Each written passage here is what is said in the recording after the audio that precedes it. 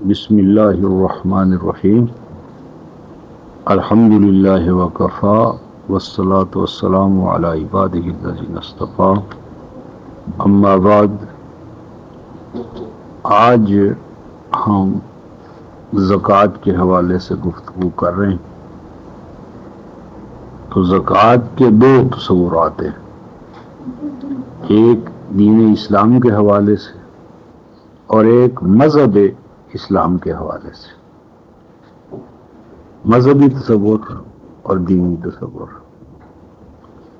تو آپ کے علم میں یہ بات ہے کہ اسلام جو ہے وہ دین ہے، مذہب نہیں ہے. دونوں میں ایک بنیادی فرق ہے. فرق یہ ہے کہ مذہب جو ہے وہ انفرادی ہوتا ہے. ہم کہتے ہیں یہ ابو حنیفہ کا مذہب ہے، یہ شافعی کا مذہب ہے، یہ احمد بن حنبل کا مذہب ہے. یعنی مذہب کو مجتہد کی طرف منسوب کیا جاتا ہے. یہ فلاں کا مذہب ہے، حتیٰ کہ صحابہ کے حوالے سے بھئی یہ ابن عباس کا مذہب ہے، یہ عبداللہ ابن مسعود کا مذہب ہے. یعنی مذہب کا معنی ہے انفرادی رائے، انفرادی سوچ کسی بھی چیز کے بارے میں. یہاں اگر ہم دین کا لفظ بول دیں تو سارا مفہوم خبط ہو جائے گا. دین جو ہے وہ کولیکٹیو وے آف لائف کا معنی ہے، کولیکٹیو وے آف لائف، اجتماعی نظام حیات. اور جو مذہب ہے یہ ہمیشہ انفرادی ہوتا ہے. مذہب کے اندر عقل اور منطق کا کوئی عمل دخل نہیں ہوتا، اور دین سراپا عقل، منطق، حکمت، دانش. مذہب ہمیشہ آخرت کا حامل ہوگا. مذہب کا دائرہ کار قبر سے شروع ہوتا ہے. مذہب کی اپروچ قبر سے ہے، عذاب قبر سے، قبر کے بچھو اور سانپ. اور دین جو ہے وہ حیات دنیا اور حیات آخرہ دونوں کی فلاح کا ضامن ہے. دین کا دعویٰ ہے ربنا آتنا فی الدنیا حسنہ وفی الآخرۃ حسنہ وقنا عذاب النار. مذہب کہے گا نہیں، مجھے تمہاری دنیا سے کوئی تعلق نہیں ہے، بلکہ میں تو تمہاری آخرت، اور آخرت جس کا آغاز قبر اور قبر کی اندھیری رات کاٹی اور وہ عذاب. تو اگر مذہب کے پاس عذاب قبر نہ ہو تو آدھا بلکہ اس سے بھی زیادہ مذہب ختم ہو جائے گا. یعنی اگر آپ جماعت تبلیغ اور ان لوگوں کو دیکھیں تو ان کی ساری اپروچ قبر کے عذاب سے شروع ہوتی ہے. قبر کا عذاب، اس سے بچنا یا اس کو اس کے سوا اس کے پاس کوئی ہے ہی نہیں. یعنی وہ صرف آسمان کی باتیں کرے گا، اور زمین اور زمینی مسائل یہ کہتے ہیں ہمارا مسئلہ ہی نہیں ہے.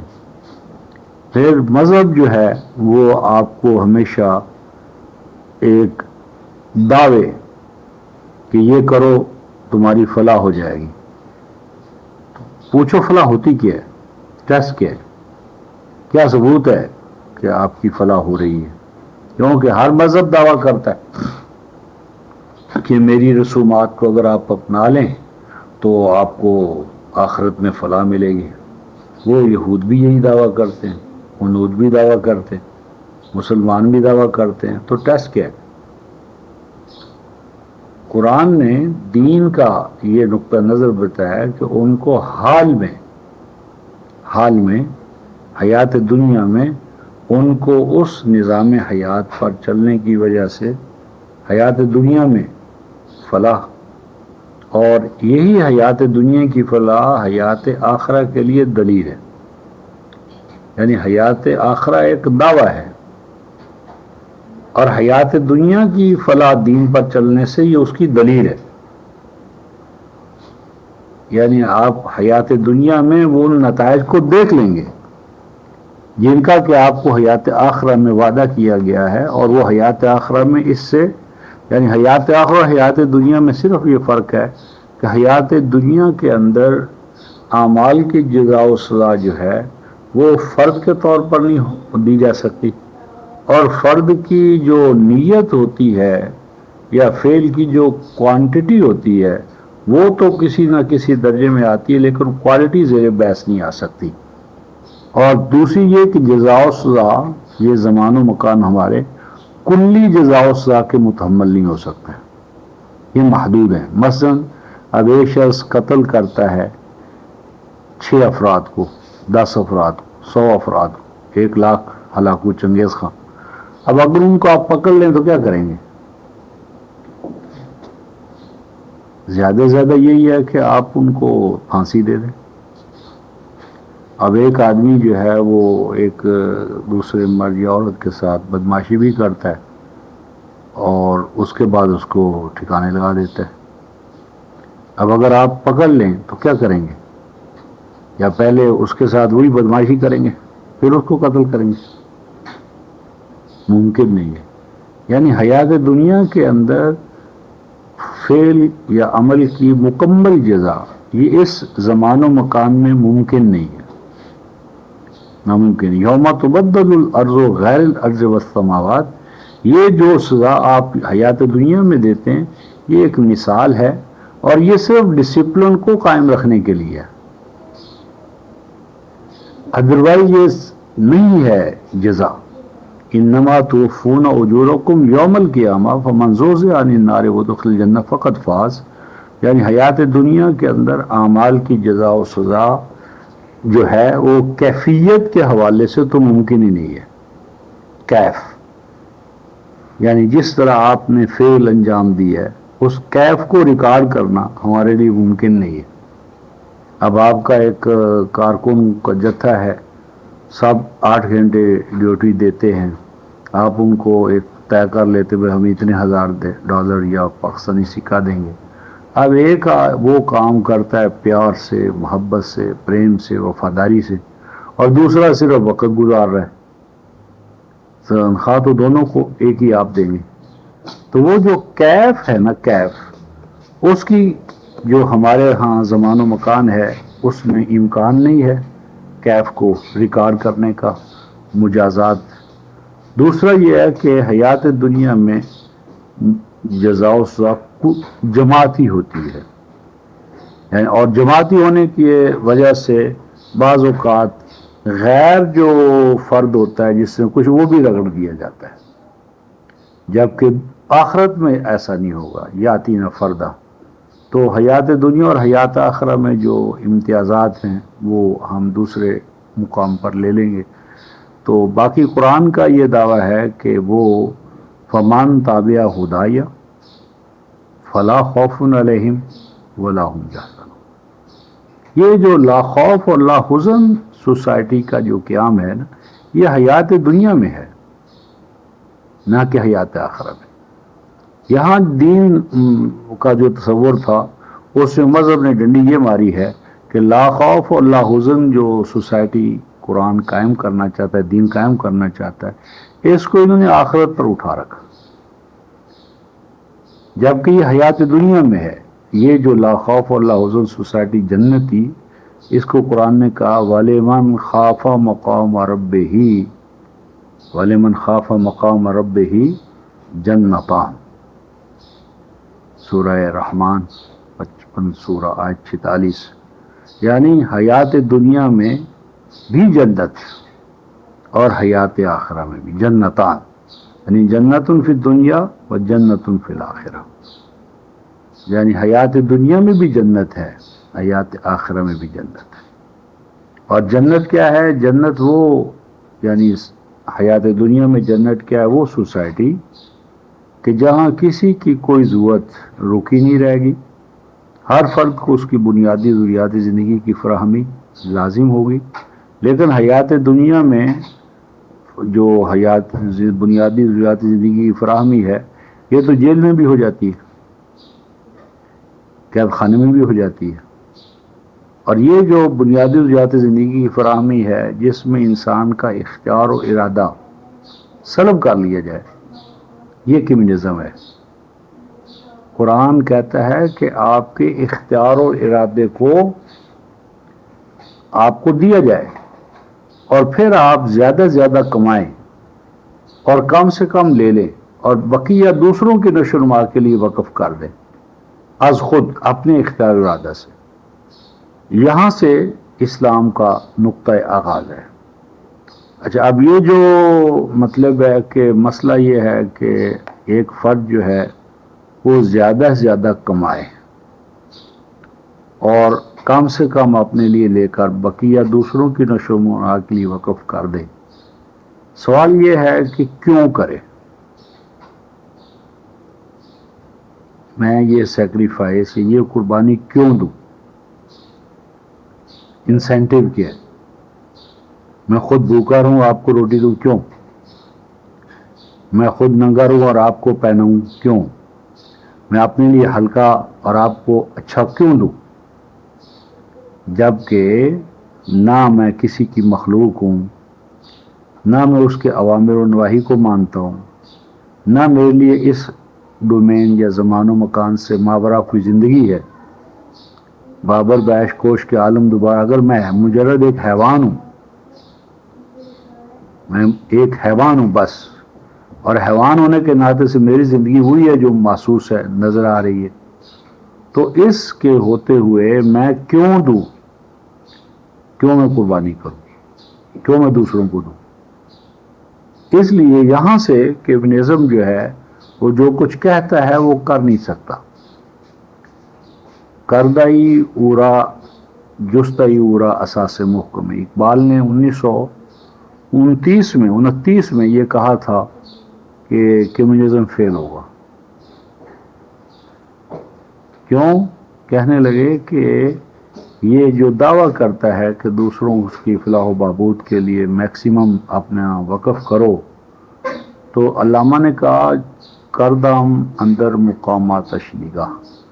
میں نے بھی اس پہ بہت غور کیا ہے کمیونزم پر، لیکن مجھے اس کا جواب نہیں ملا کہ اگر انسان صرف ایک مادی حیوان ہے، ترابیت ہے، اور بس زندگی حال کی ہے اور کوئی اس کا مستقبل نہیں، آخرت نہیں، کوئی اس کا خالق و مالک نہیں، جدلی مادیت آپ جانتے ہیں، یہ کمیونزم جو ہے اس کی اساس ہے جدلی مادیت ہے، ڈائلیکٹیکل میٹیریلزم.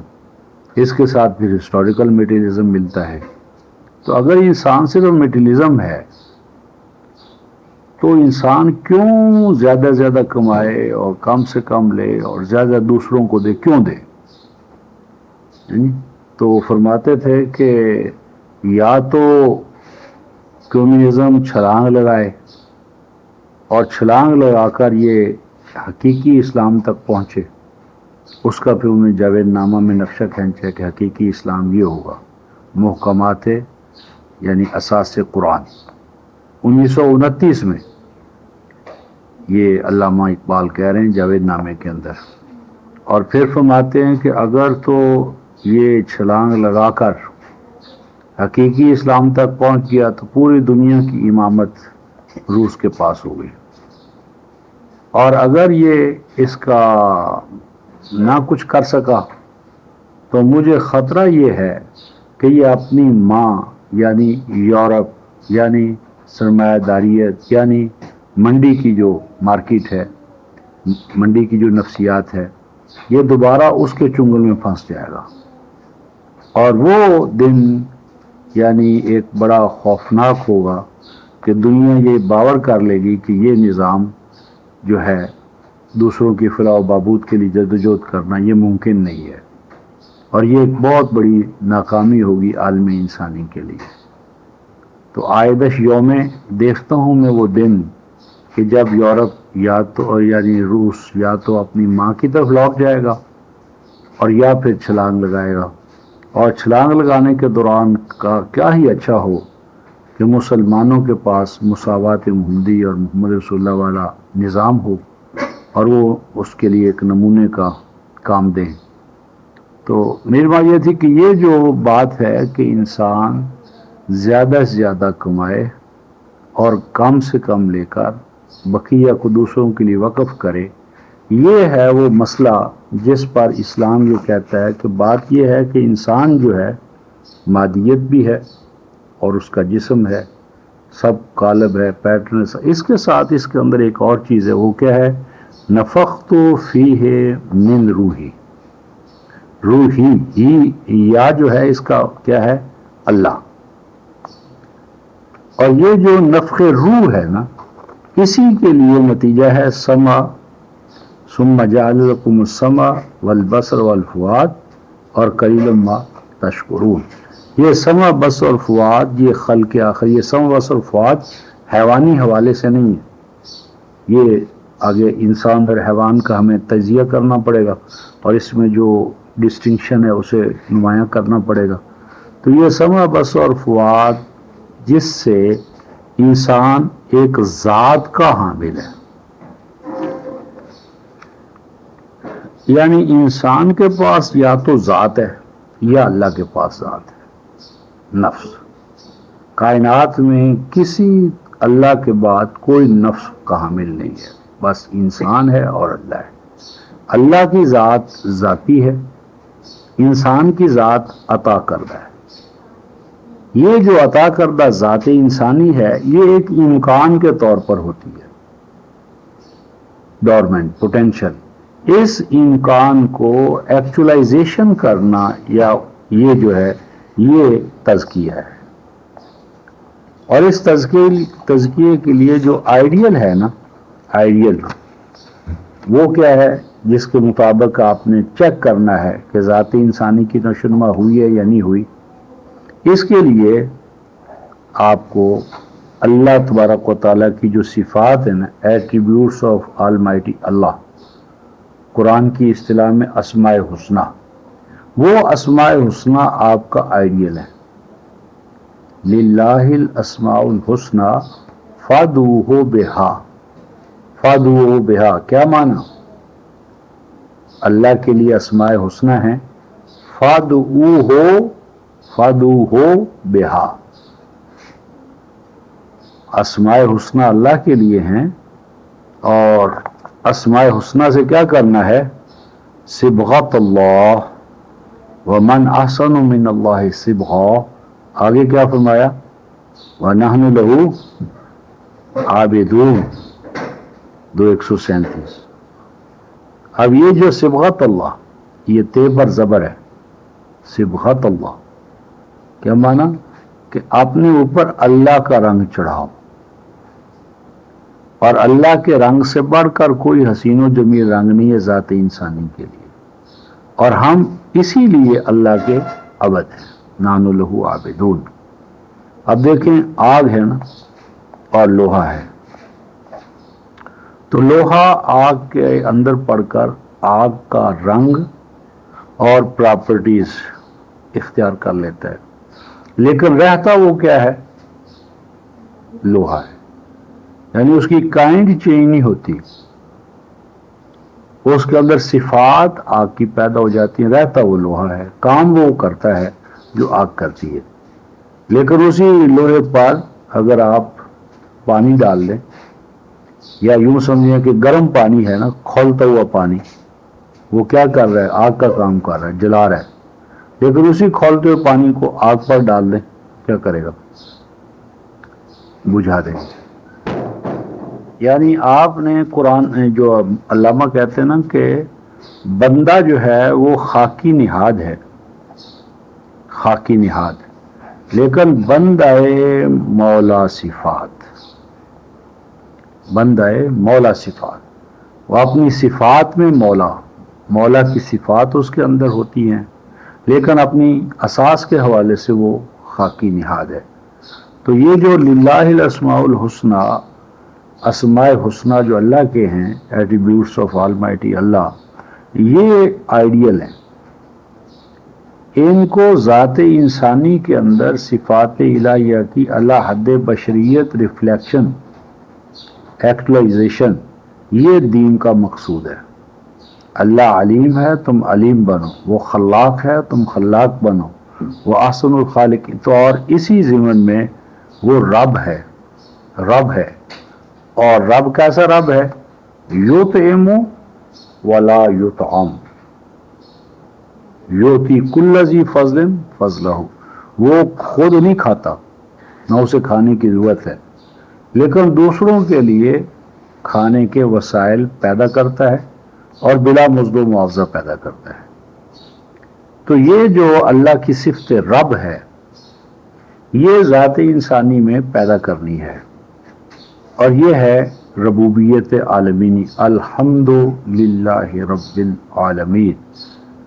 اور یہ جو الحمد للہ رب العالمین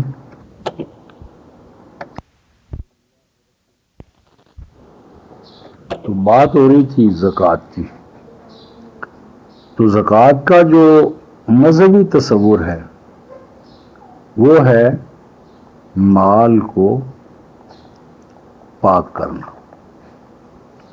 یعنی زکوٰۃ جب ہم 2.5% دے دیتے ہیں تو مذہبی تصور یہ ہے کہ وہ مال پاک ہو جاتا ہے، اور یہ تصور دراصل کرسچینٹی کا اور جودائزم اور ہندو مت یہ ان کا ہے۔ تو ان کے پیچھے فلسفہ یہ ہے کہ دنیا اور دنیا میں جو کچھ ہے یہ ناپاک ہے، پلید ہے، ان کا پن دان کرنے سے یہ پاک ہو جاتا ہے۔ یہ رہبانی تصور ہے کہ یہ دنیا جو ہے اور جو کچھ اس میں یہ شر ہے، اس میں کہیں خیر نہیں، ہاں پن دان کرنے سے یہ جو مال ہے یہ پاک ہو جاتا ہے۔ تو یہ ایک مستقل موضوع ہے کہ حیات دنیا کو قرآن کیا کہتا ہے اور مذہب کیا کہتا ہے، اور دونوں میں نقطہ نظر کا کتنا بڑا اختلاف ہے۔ تو یہ پن دان کا تصور جو ہے نا یہ مذہب کا تصور تھا، یہ مسلمانوں میں نصارہ کے زیر تحت آیا۔ نصرانی جب مسلمان ہوئے اور وہ بھی ایک سازش کے تحت، تو انہوں نے پھر آہستہ آہستہ جو پینیٹریٹ کیا، تو یہ اس کے نتائج میں سے ایک نتیجہ ہے کہ تصور زکوٰۃ جو تھا، تزکیہ جو تھا، وہ پن دان کے مقام پر آ گیا، خیرات کے مقام پر آ گیا۔ قرآن میں، پورے قرآن میں آپ پڑھ جائیں، کہیں بھی یزکون اموالہم نہیں آیا، یعنی یزکون اموالہم کہ وہ اپنے مال کی زکوٰۃ کرتے ہیں، یا یزکون من اموالہم وہ اپنے مال میں سے زکوٰۃ دیتے ہیں، قرآن میں نہیں آیا۔ یزکون من اموالہم قرآن میں نہیں آیا، پورے قرآن میں۔ زکوٰۃ جب بھی آئے گا قرآن میں زکوٰۃ، تو یہ باب تفعیل میں سے آئے گا، زکا یزکو نہیں آئے گا، مجرد نہیں آئے گا۔ زکا مجرد میں کس کو کہتے ہیں؟ زکا الزرع، یعنی آپ نے ایک بیج ڈالا، وہ اگا، اس کی انگوری جو ہے یا پودا جو ہے، بارش ہوئی، پانی ملا، اور وہ نشو و نما پا کر لہلہانے لگا، پھر پھل تک پہنچا۔ تو یہ جو کھیتی ہے اس کا نقطۂ آغاز سے پروان چڑھ کر ملٹیپلائی ہو کر سامنے آنا، اس کو عربوں کے ہاں زکا الزرع کہتے ہیں، یعنی زراعت، یعنی انگوری، یعنی باغات یا کھیتیاں جو ہیں وہ زکوٰۃ یافتہ ہو گئی۔ عربی کی خصوصیت یہ ہے جس کی وجہ سے یہ آخری اللہ کے کلام کی اہل بنی ہے کہ اس میں جتنے بھی اسماء ہیں، اسماء، افعال، آرٹیکلز، جتنے بھی عربی زبان میں افعال ہیں، ایکشنز، وربز، وہ کنسٹرو کیے گئے ہیں فرام ناؤنز، اسماء سے، اور اسماء بھی کنکریٹ۔ عربی زبان کے تصورات اگر افعال کو اسماء سے کنسٹرو کرنے کے پروسیس کو ہم سمجھ لیں تو دین ایک عجیب، یعنی سائنسی حقائق کا یا ان سے بھی بڑے حقائق کا مجموعہ بن جاتا ہے۔ مثلا اب رحمت ہے نا، تو رحمت کیا ہے؟ ایک ویب ٹرم ہے، کوئی سمجھ نہیں آتا، لیکن رحمت کو اگر آپ رحم مادر سے سمجھ لیں رحم اور رحم اور رحم ایک ہی چیز ہے.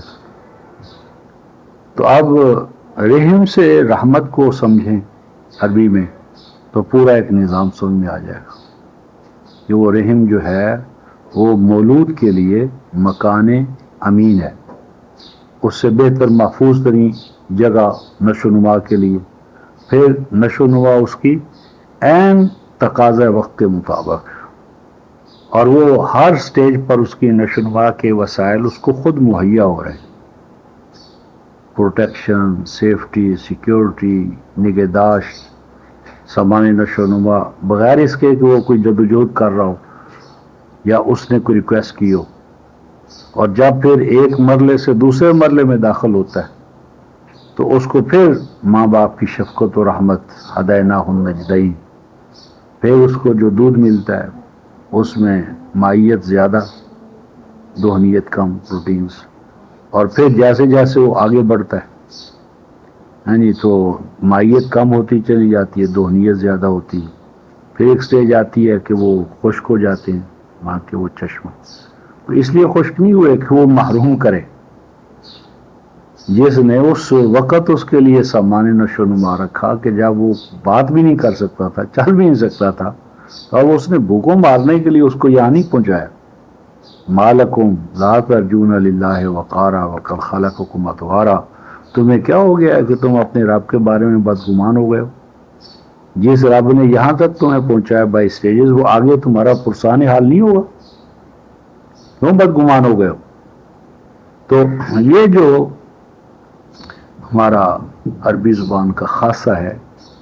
اور دوسرا خاصہ اس میں یہ ہے کہ اس میں جو وائی آف اٹ ہوتی ہے نا، وہ لفظ کے اندر ہوتی ہے عربی میں، وہ باہر سے نہیں لینی پڑتی. اب مثلا زراعت ہے، یا جس طرح میں مثال دیا کوئی شجر ہے، تو اب درخت کو درخت آپ کے ہاں کیوں کہتے ہیں اردو زبان میں، ہندی میں، یا انگریزی میں ٹری کو ٹری کیوں کہتے ہیں، ہاؤس کو ہاؤس کیوں کہتے ہیں، ہوم کو ہوم کیوں کہتے ہیں؟ اگرچہ میں نے ایک آرٹیکل میں یہ لکھا ہے کہ یہ ہاؤس اور ہوم اور ٹری، یہ ورڈز جو ہیں یہ عربک ہے، یہ عربک ورڈز، ان کا روٹ جو ہے اس معنی میں کہ ٹری جو ہے یہ تری ہے، تری تو رایا، تری تری کہتے ہیں تر و تازہ سبزے کو کہتے ہیں. تریہ، تر و تازہ، تازگی، تر و تازگی. تو تر و تازگی ہے تو ٹری ٹری ہے. اور اسی طرح یہ ہوم، ہاما یہوم، گھوم پھر کر کسی چیز کی طرف رجوع کرنا، اور گھر یہی تو ہے. ہاؤس، یہ حاضہ یہوزوں سے ہے، کسی چیز کی ملکیت ہونا. اور یہ ہاؤس، یہ ہوم اور یہ ٹری، اور اس کی پھر جرمن جو شکلیں ہیں. تو یہ ایک آرٹیکل ہے، وہ ندائے فرقان میں چھپا ہے، وہ لسان الفرقان اور اس کی خصوصیات. تو وہ اگر یاد رہا تو آپ کو جاتی دفعہ دینے تک اس کا فوٹو سٹیٹ لینے، یا اصل بھی وہ پرچہ آپ اپنے پاس رکھیں. تو اب عربی میں درخت کو کیا کہتے ہیں؟ شجر. اب شجر کا معنی ہے کسی چیز کی اساس ہو، نیوکلس ہو، نیوکلس سے جو وہ چیز پھوٹے، پھر پھلے، پھولے اور پھر چھا جائے. جب چار چیزیں جمع ہو جائیں تو وہ شجر کہلاتا ہے.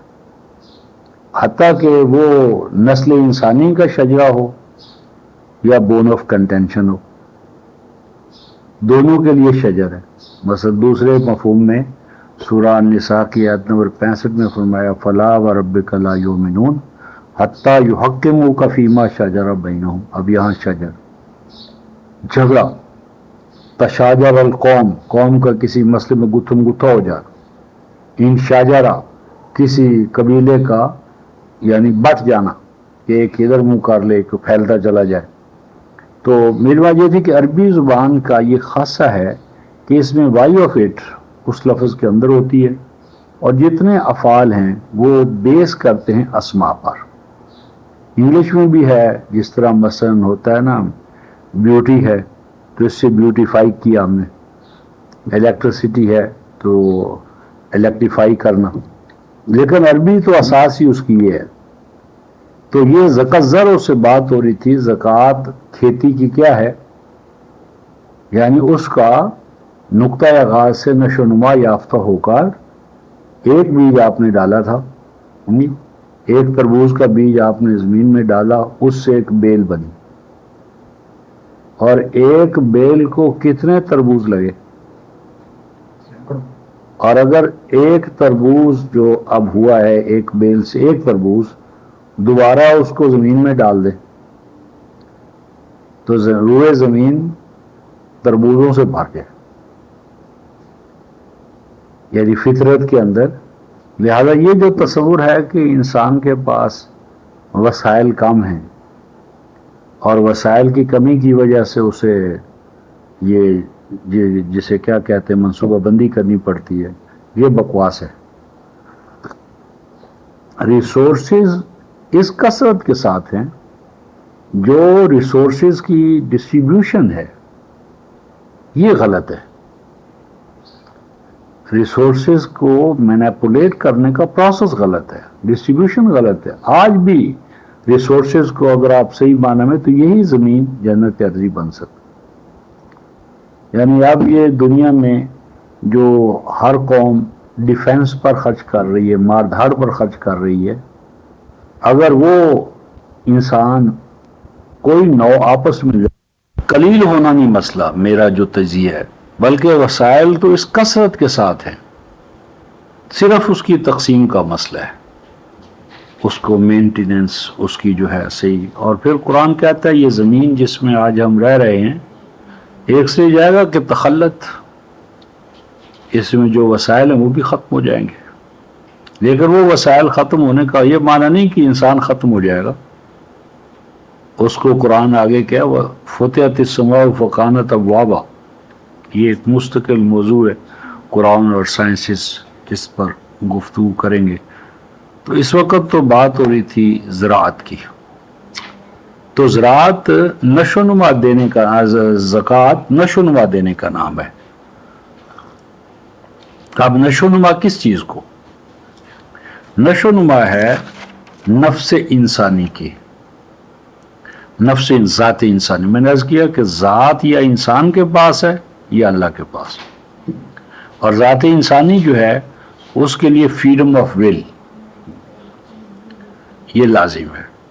اگر فریڈم آف ول نہ ہو تو نہ دین ہے، نہ اخلاق ہے، نہ کوئی چیز ہے.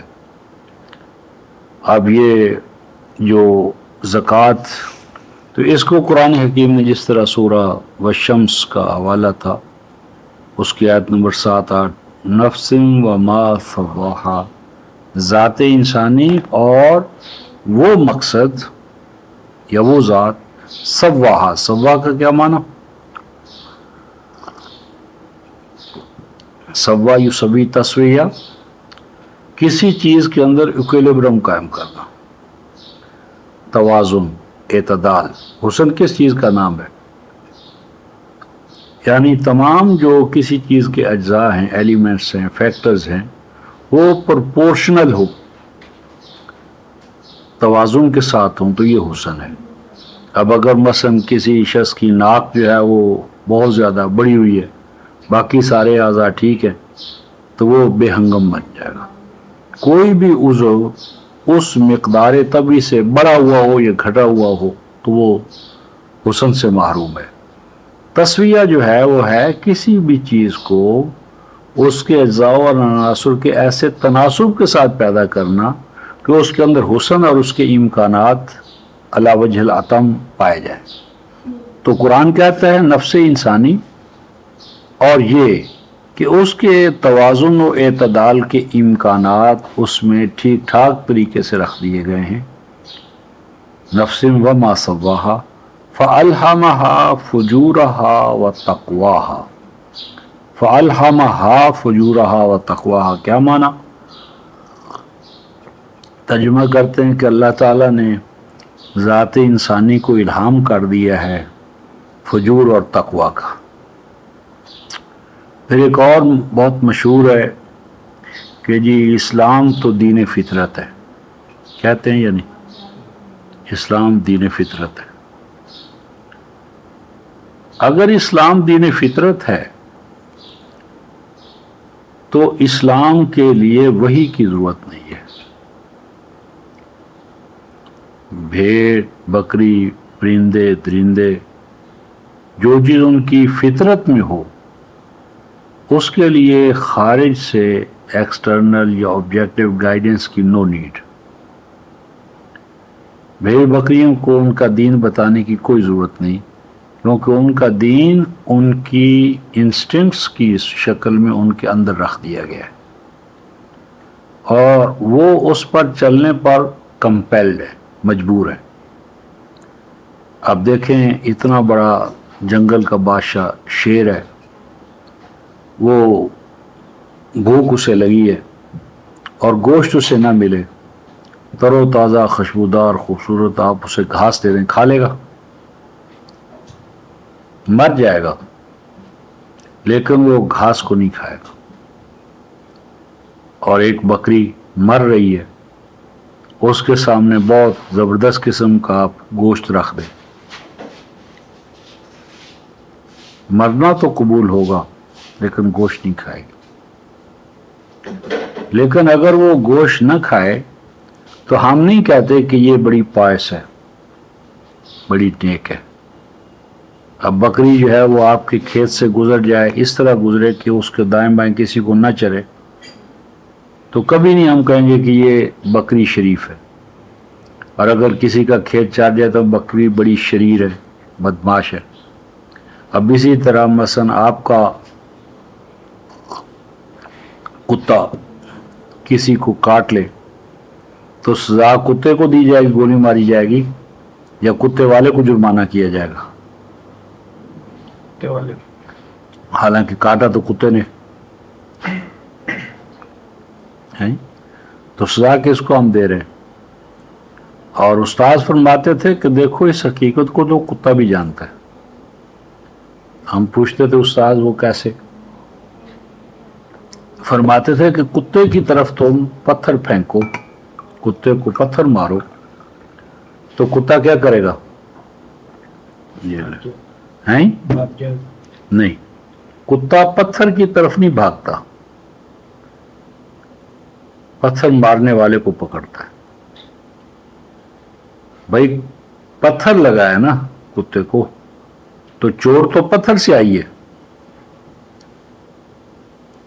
چور تو پتھر سے لگی نا، تو پتھر کو اسے پکڑنا چاہیے، لیکن وہ جانتا ہے کہ پتھر اختیار و ارادے سے محروم ہے، پتھر مارنے والے کو وہ پڑتا ہے، پتھر مارنے والے کو پڑتا ہے۔ اسی ضمن میں استاد سے کسی نے پوچھا کہ آپ کہتے جن بھی آگ کے اور جہنم بھی آگ، تو آگ آگ میں ملے گی تو یہ تو ملاپ ہے، اس سے بڑھ کر تو فرق تو سرور ہی نہیں ہو سکتا۔ آپ کہتے ہیں جہنم میں ان کو آگ میں ڈالا جائے گا جنوں کو، تو ان کو کیا تکلیف ہوگی؟ ان کے لیے تو جنت ہے، کیونکہ وہ آگ سے بنے ہوئے۔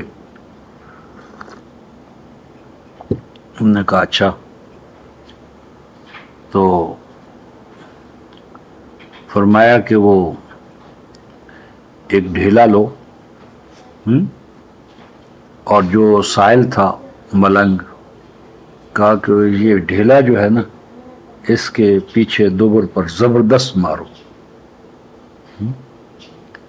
جب وہ ڈھیلا اس کی کمر پر یا پیچھے دوبر پر مارا تو چیخا۔ فرمایا بھی کیا ہو گیا؟ ڈھیلا بھی مٹی کا تراب اور تو بھی تراب، تو تراب تراب کو ملی ہے، ملاپ ہوا ہے، تو یہ تو خوشی کی بات ہے، تم کو چیخ رہے ہو؟ تو گویا کہ تراب تراب کا اتصال، لیکن فریکشن، وہ جو تصادم ہے، تکلیف تو اس سے ہو رہی ہے۔ تو خیر یہ جو مسئلہ یہ تھا کہ جو آپ کا زکوٰۃ ہے قرآن میں کس کے حوالے سے؟ الہمہا فجورہا و تقواہا. تو اگر الہام کا یہ معنی ہے کہ اللہ تعالیٰ نے ذات انسانی میں فجور اور تقوی کا الہام کر دیا ہے ہر انسانی ذات کو، تو پھر اس کے بعد وحی کی کیا ضرورت ہے؟ بھیڑ بکریوں کی طرف کوئی نبی آئے؟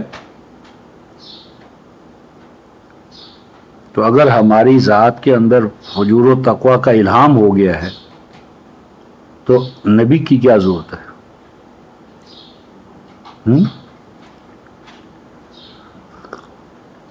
تو الہام کا یہ معنی صحیح نہیں.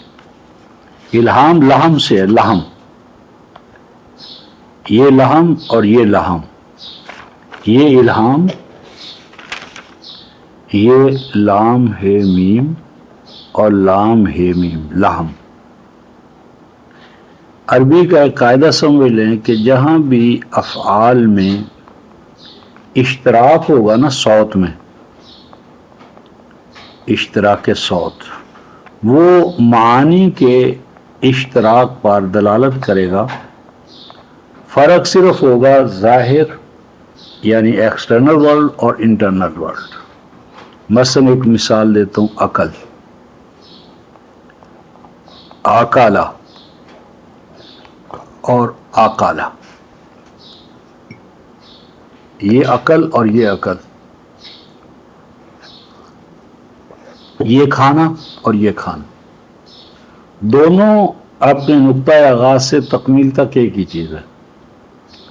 صرف فرق یہ ہے کہ یہاں عقل میں آپ کھانا کھاتے ہیں اور عین کاف لام کے اندر آپ فکر کو کھاتے ہیں، تھاٹ. یہاں فوڈ ہے اور یہاں تھاٹ.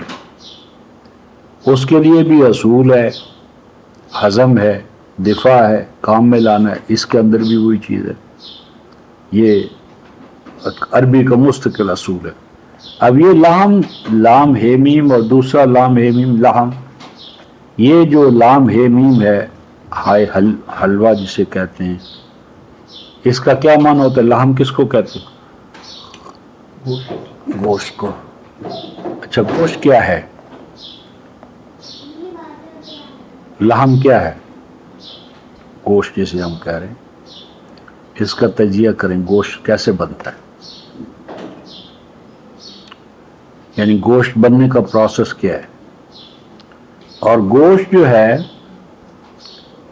اب جہاں سے بن رہا ہے، مثلا بکرا آپ کا گوشت کا ذریعہ ہے نا، بکرے کو گوشت کہاں سے ملا؟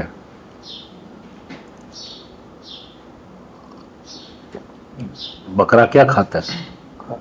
گوشت کھاتا ہے. تو گھاس سے گوشت کیسے بنا؟ وہ تو گوشت تو نہیں کھا رہا، گھاس کھا رہا ہے.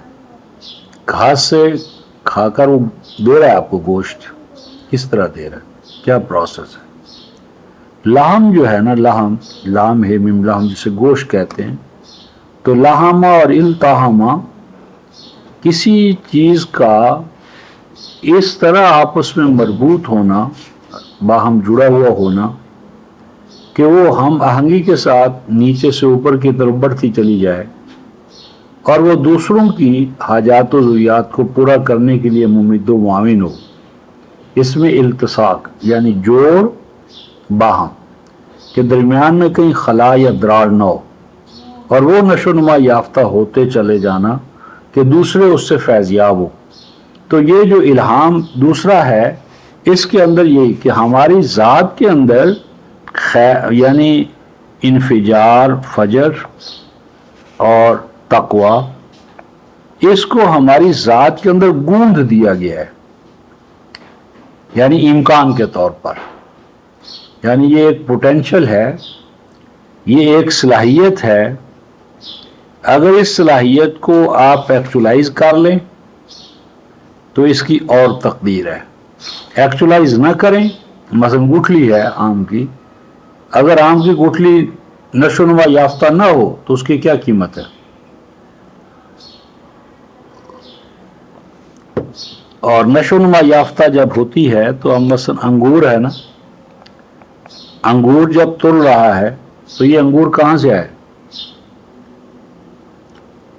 مٹی سے ہے نا، یعنی اس کی جو داب یا بیل زمین میں ہے وہ ساری زمین ہی سے خوراک لے رہی، زمین کے اجزائے زمینیہ ہی سے تو انگور کی وہ بیل یا انگور کا جو پھل ہے، اگر آپ اس کا تجزیہ کریں تو اس میں مٹی ہے یا نہیں، وہ اجزاء جہاں سے وہ چلی ہے، لیکن آپ اس کو مٹی نہیں کہہ سکتے،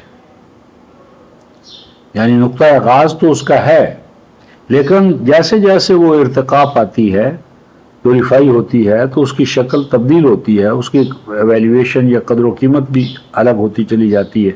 تو ذات انسانی کے اندر امکان ہے کہ وہ ڈس انٹیگریٹ ہو جائے، ایکسپائر ہو جائے، ایگزاسٹ ہو جائے، تو وہ ایک مٹی کا پودا ہے، کوئی قیمت نہیں۔ یعنی جہاں آپ نے آم لینا، آم کی گٹھلیاں لے لیں گے، اور وہ بھی 5-10 سال پرانی، یعنی 1000 گٹھلیاں آپ کو دے دیں ایک لیونگ نشو نما یافتہ آم کی جگہ پر، تو آپ قبول کر لیں گے؟ حالانکہ اسی آم کی گٹھلی میں آم بننے کا امکان تھا، لیکن اس وقت وہ آم کی ایک گٹھلی ہے، اگر نشو نما یافتہ نہیں تو کوئی اس کی قیمت نہیں ہے، نشو نما یافتہ ہو جائے تو وہ اس کی قیمت ہے۔ تو الہام کیا ہے؟ فجور اور تقوی کے امکان کو انسانی ذات کے اندر پیوند کر دیا گیا ہے، لیکن یہ ایک امکان ہے۔ آگے فرمایا قد افلح من زکاہا وقد خاب من دساہا۔ دساہا، دسا یدسو کس کو کہتے ہیں؟ یدسہ فی التراب، یعنی زندہ درگور کر دینا، یعنی جس نے تو ذات انسانی کو صرف مٹی کا سمجھا کہ انسان بس مٹی مٹی ہے، یعنی تراب ہی تراب ہے، یعنی mechanical concept of life, materialism, تو وہ تو ختم۔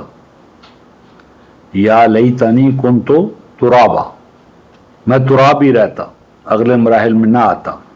تو باقی جو نشوونما یافتہ ہو جائے گا، تو یہ جو ارشاد فرمایا نا کہ آگے قد افلح، فلاح یافتہ ہوا، فلاح یافتہ کس کو کہتے ہیں؟ فلاح،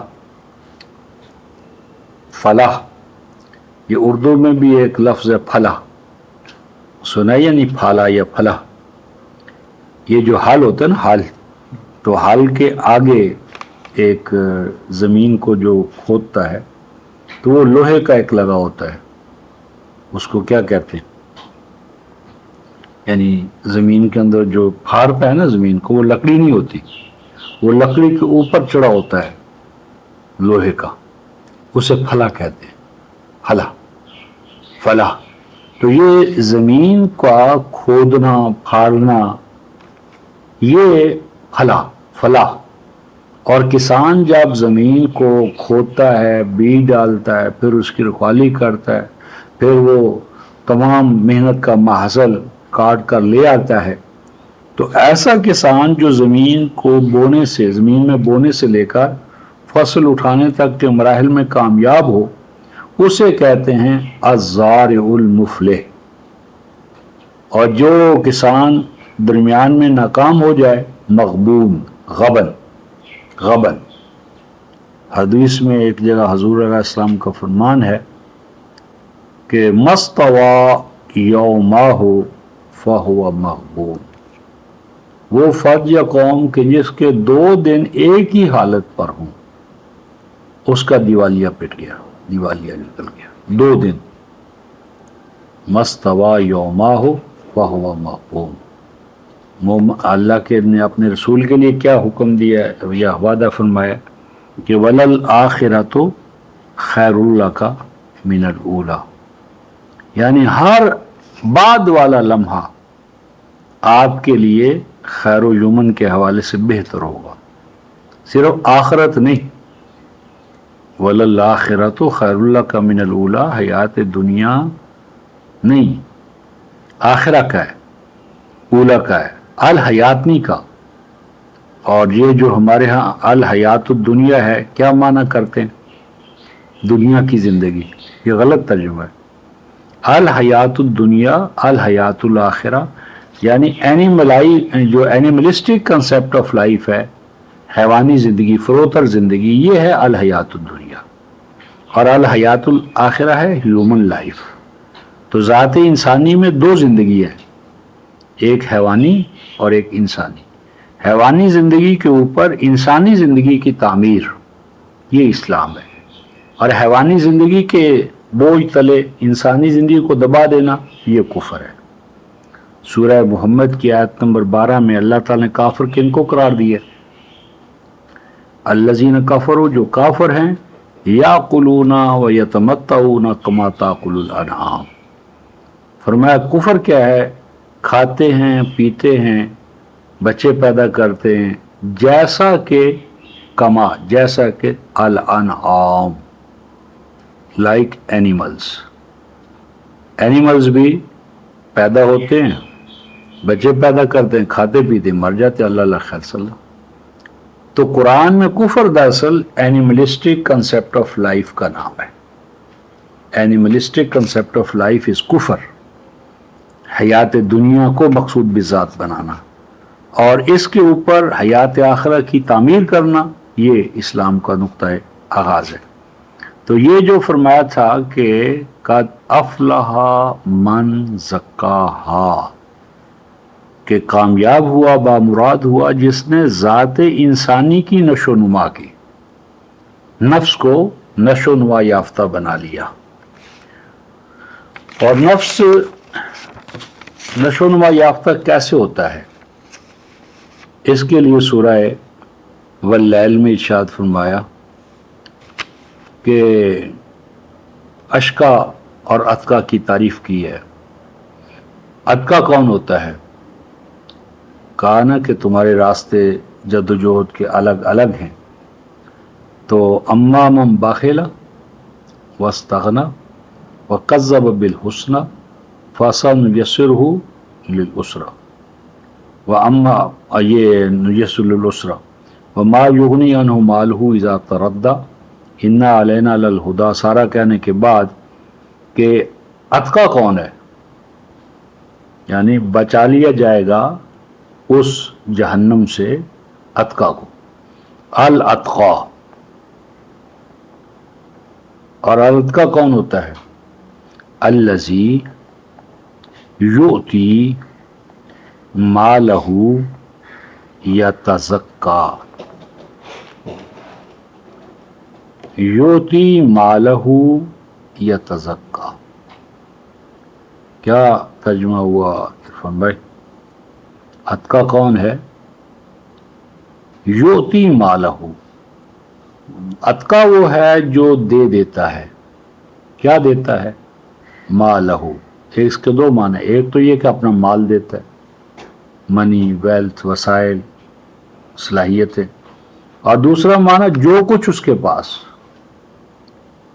اگر ایک آدمی کے پاس مادی وسائل نہیں ہے لیکن وہ تعلیم، معلم ہے، مربی ہے، انجینئر ہے، تو وہ اپنی اسی صلاحیت سے کہ وہ انجینئر ہے، معلم ہے، معمار ہے، اگر دوسروں کی صلاحیت کے لیے وقف کرے گا نشو و نما کے لیے، تو وہ بھی عمل زکوٰۃ ہے۔ تو یؤتی مالہ، وہ دے دیتا ہے جو کچھ اس کے پاس ہو دوسروں کی فلاح و بہبود کے لیے۔ تو اس کا آگے نتیجہ کیا نکالا؟ یتزکا، یعنی اس سے خود وہ دینے والا زکوٰۃ یافتہ ہوتا ہے، یعنی زکوٰۃ آپ کو ملے گی دینے والے کو، یعنی دینے والا جو ہے، جو دیتا ہے، اس کے ریٹرن میں اسے زکوٰۃ ملتی ہے، یعنی اس کے اندر ذات انسانی کی نشو و نما ہوتی ہے۔ رب اعلیٰ کا یہ وصف اس کے اندر پیدا ہوتا ہے کہ وہ رب کا قرب اسے ملتا ہے، کہ رب کا وصف کیا ہے؟ یؤتی، رب دیتا ہے، یطعم ولا یطعم، وہ خود نہیں کھاتا، کھلاتا ہے، خود نہیں کھاتا۔ تو یہ محنت کرنا اور اس سے اچیو کرنا اور اچیومنٹ کو دوسروں کے لیے وقف کر دینا، اس سے آپ اللہ کا قرب حاصل کرتے ہیں، آپ میں صفاتی قرب پیدا ہوتا ہے، رب کا ربوبیت کی جھلک آپ میں پیدا ہوتی ہے۔ تو یہ کیا ہے؟ یؤتی مالہ یتزکا۔ اب اس کے ساتھ سورہ توبہ کی آیت 103 میں کیا فرمایا؟ خذ من اموالہم صدقاتن، خذ من اموالہم، سورہ توبہ، خذ من اموالہم صدقاتن، کہ حاصل کیجئے، لے لیجئے، حکم ہے امپیریٹو، من اموالہم، آ گیا 103. ہاں 9:103. ولم يعلم أن الله هو ويأخذ الصدقات وأن الله هو التواب الرحيم. کیا ہے؟ یعنی خذ من اموالہم صدقاتن، لیجئے ان کے اموال میں سے، کیا لیجئے؟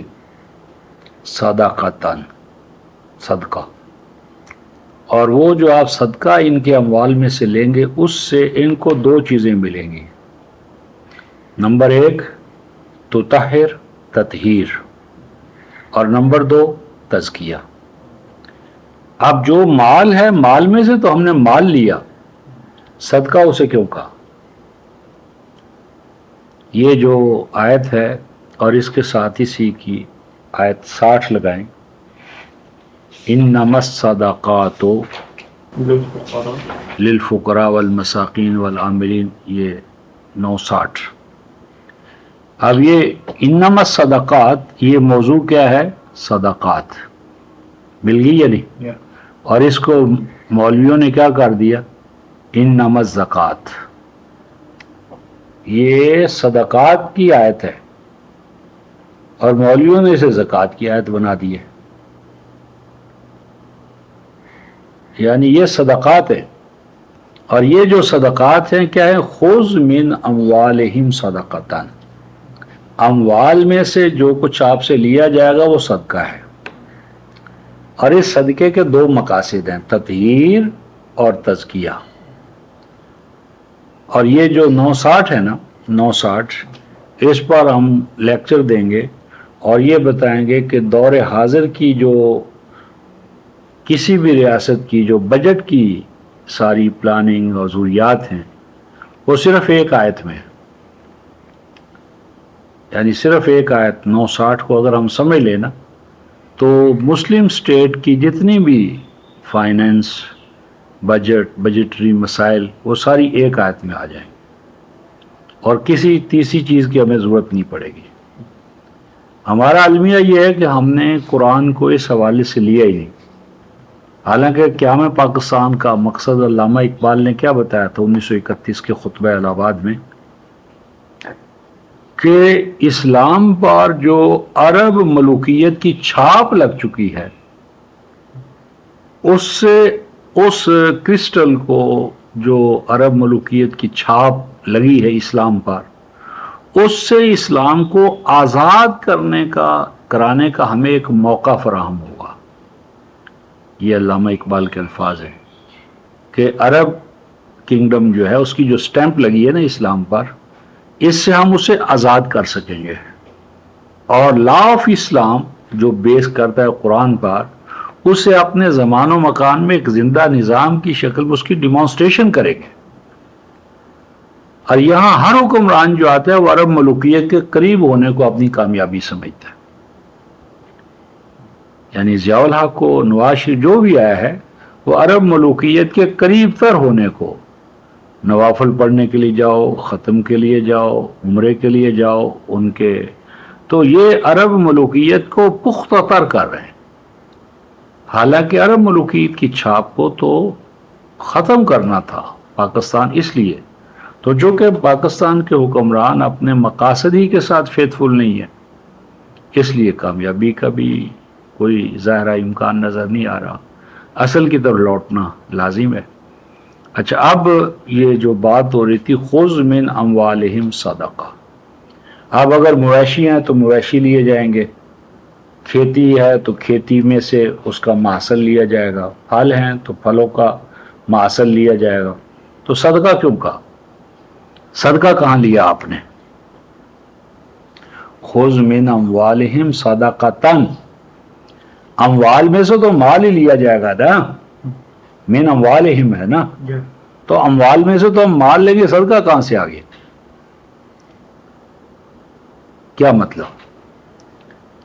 تو اس کو قرآن نے کھولا ہے 9:111 میں 9:111 میں ارشاد فرمایا کہ ان اللہ اشتری من المؤمنین انفسهم واموالهم بان لهم الجنہ، کہ مومن بننے کے لیے اہل ایمان کو ایک عہد کرنا پڑتا ہے، خرید و فروخت کا ایک معاہدہ کرنا پڑتا ہے، ایک طرف مومن، دوسری طرف اللہ، اور اللہ کا نمائندہ رسول، اور رسول کے بعد خلافت علی منہاج الرسالہ، یہ دو فریق ہوتے ہیں، تو یہ آپس میں عہد کرتے ہیں۔ مومن کیا عہد کرتے ہیں کہ جان اور مال ہماری نہیں، جان اور مال دے دیتا ہے، بیچ دیتا ہے، اور یہ جان اور مال جب ہم بیچ دیتے ہیں تو کیا اس کا نتیجہ آؤٹ پٹ کیا ہے؟ بِأَنَّ لَهُمُ الْجَنَّةَ، جنت پانے کے لیے، یعنی جنتی معاشرہ پیدا کرنے کے لیے ہر مومن یہ عہد کرتا ہے کہ میں اپنی جان اور مال سے دستبردار ہوتا ہوں، جان میری نہیں، مال میرا نہیں، جان و مال میں وقف کرتا ہوں اللہ کے لیے، اور اللہ سے مراد وہ اللہ رب العالمین۔